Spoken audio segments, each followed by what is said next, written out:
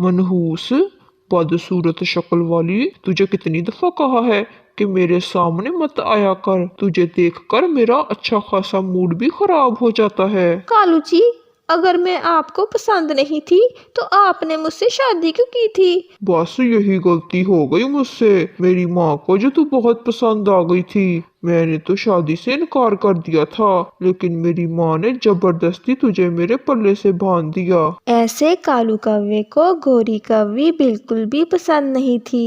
माँ जी, अगर आपके बेटे को मैं पसंद नहीं थी तो क्यों आपने जबरदस्ती उसकी शादी मुझसे कर दी? बहू, तू चिंता ना कर, मेरा कालू दिल का बुरा नहीं है, बस थोड़ा नादान है। तू देखना, एक ना एक दिन उसे तेरी कदर जरूर होगी। ऐसे कालू की माँ जी गोरी कौवी को समझा बुझाकर चुप करवा देती थी। फिर एक सुबह, ये ले कालू जी, आज मैंने आपकी पसंद का अंडा ऑमलेट बनाया है।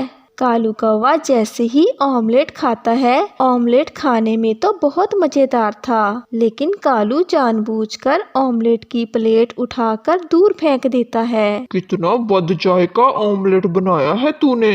जैसी तेरी बदसूरत शक्ल है, वैसे ही तेरे पंखों में भी जायका नहीं है। ऐसा कहकर कालू वहाँ से चला जाता है। अब मैं क्या करूँ? मैं कुछ भी कर लूँ, कालू जी कभी मुझसे प्यार नहीं करेंगे। कालू कौवा एक अमीर पक्षी था। वो अनाज का एक बहुत बड़ा कारोबार करता था, जिस सिलसिले में अक्सर उसे दूसरे जंगल जाना पड़ता था। आज भी वो अपने काम के सिलसिले में दूसरे जंगल ही गया था। वहाँ उसकी मुलाकात पिंकी कौवी से होती है। कालू कौवे को पिंकी कौवी अपने प्यार के जाल में फंसा लेती है। वो उससे शादी करके उसे हवाई मोटर में बैठाकर अपने साथ ले आता है। अरे कालू बेटा, तू अपने साथ किसे लेकर आ गया? माँ, ये पिंकी है, मैंने इससे शादी कर ली है। आपने तो उस बदसूरत घरेलू सी कवि को मेरे गले बांध दिया। अरे कालू, घर बसाने के लिए गुरवती पत्नी ही होनी चाहिए। ऐसी राह चलती कवियाँ जो अमीर कवों को फंसाती हैं, ये भरोसे के लायक नहीं होती। अभी तुझे गोरी की कदर नहीं है, लेकिन एक दिन तू अपने किए पर जरूर पछताएगा। तभी पिंकी कौवी बीच में बोल पड़ती है, लगता है इस बुढ़िया को भी उल्लू बनाना ही पड़ेगा।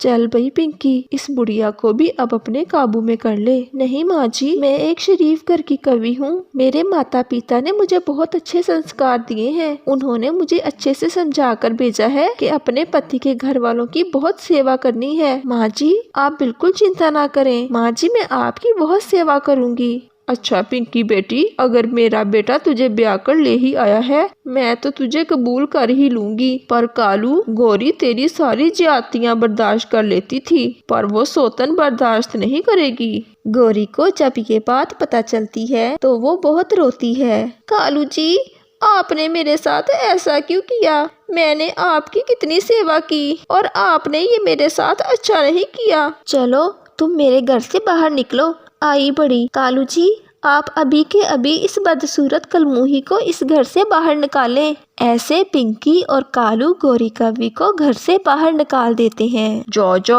निकल जा मेरे घर से।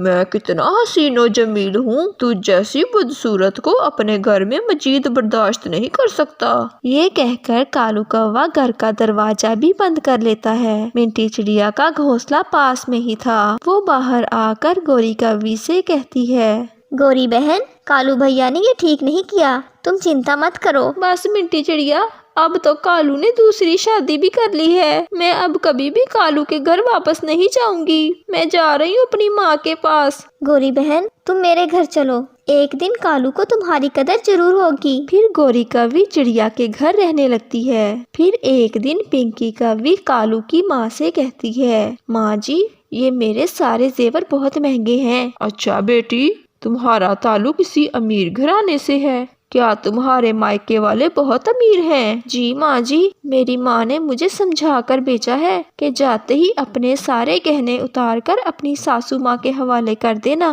फिर पिंकी कौवी अपने सारे गहने उतार कर अपनी सासू माँ के हवाले कर देती है। ऐसे पिंकी तो चंद लम्हों में ही अपनी सासू माँ का दिल जीत लेती है।